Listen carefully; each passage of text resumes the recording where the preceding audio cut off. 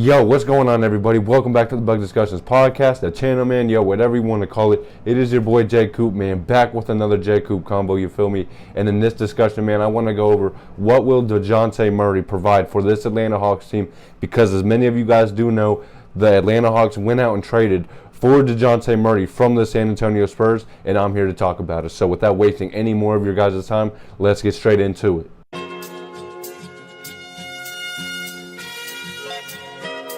Yo, foreigner, you crazy for this one. Okay.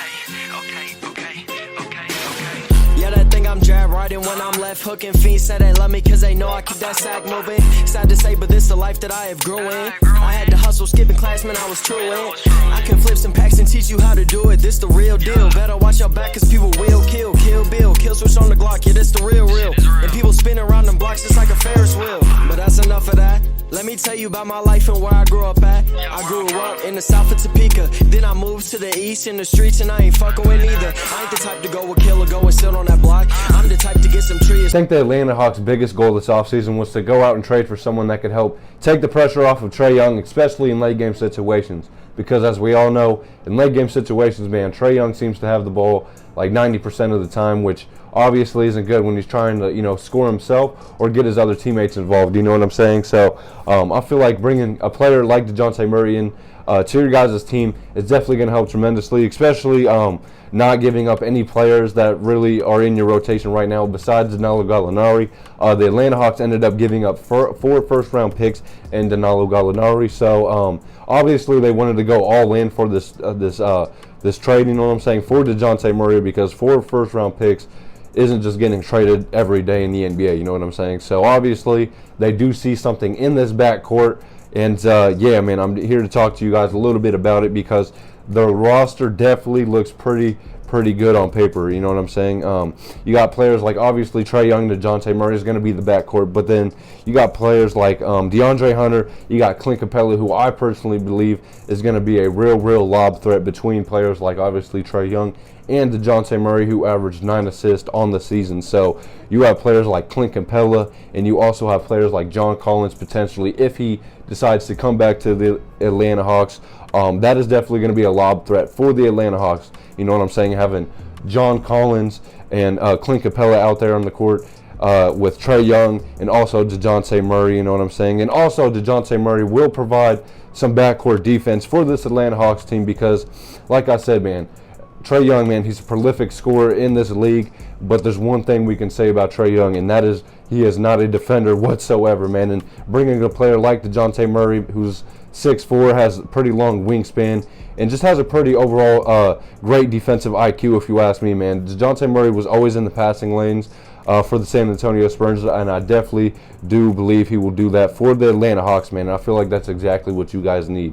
You know what I'm saying? And also, like I said, just a secondary ball handler behind Trae Young, because ideally you do want the ball in Trae Young's hands in most of the game, just because he is the best player on the team still.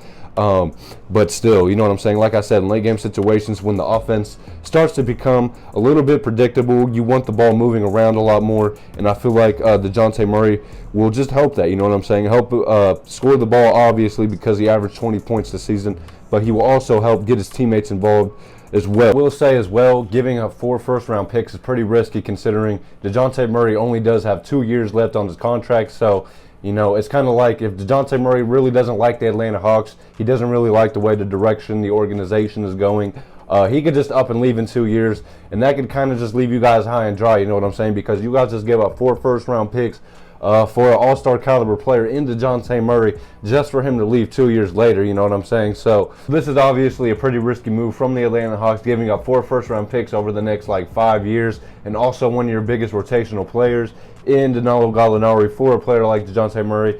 But honestly, man, if I had to give this move a grade, I'd probably give it an A-. And my reasoning for that is because when you're bringing in one of the best point guards in the league to your team, who's only the age of 25 and averaging damn near a triple-double, I feel like that's just the perfect move you could have made if you are the Atlanta Hawks. You know what I'm saying? Just because obviously there wasn't that many moves you guys could have made. So going out and trading for someone like Dejounte Murray, who, like I said, man, can provide extra playmaking who can provide a little bit of extra scoring for this Atlanta Hawks team, just because that's something that they have struggled with. especially having a 6 foot Trae Young on the court, facilitating your offense at all times, because when it's not Trae Young getting the buckets, facilitating the buckets, it's pretty much no one else doing it. So, yeah, man, I feel like Dejounte Murray will help you guys in that aspect, especially because Dejounte Murray has always been a pretty sounded player. Like, his game is really not extraordinary in any type of way. So I don't see him, coming in and taking the ball out of Trae Young's hands a lot. You know what I'm saying? I don't see them butting heads ever. Just like I said, because Dejounte Murray, he's averaged 21 points, 9 assists, and 8 rebounds. So he's pretty much good at everything on the court. You know what I'm saying? So if he's not able to score that night, he's probably going to come in and try to facilitate and try to get his teammates open. And I expect Dejounte Murray to do that a lot of nights. You know what I'm saying? So it's going to be fun to watch this backcourt, and I do believe that this backcourt will definitely be one of the best backcourts in the league this season. So, yeah, man, make sure to keep an eye out on the Atlanta Hawks, man. But that pretty much wraps up this Atlanta Hawks video, man. If you enjoyed this video, if you found it useful in any type of way, man, make sure to leave it a thumbs up, because it really helps us out over here at the Bucket Discussions Podcast. And if you are not subscribed, make sure you do that, because we are always dropping basketball content weekly, man. So, yeah, man, until next time, keep Bucket Discussing, keep loving the game, and peace. I'm out. In the jungle like I'm Conan, kind of with both hands. Switch the flow like it was broken. I'm on the road, man, making plays just like DeRozan. I shoot my shot, and that shit wetter than the ocean. I brag a lot, but with the wind and come the boast in. I made a lot from them apartments that I sold.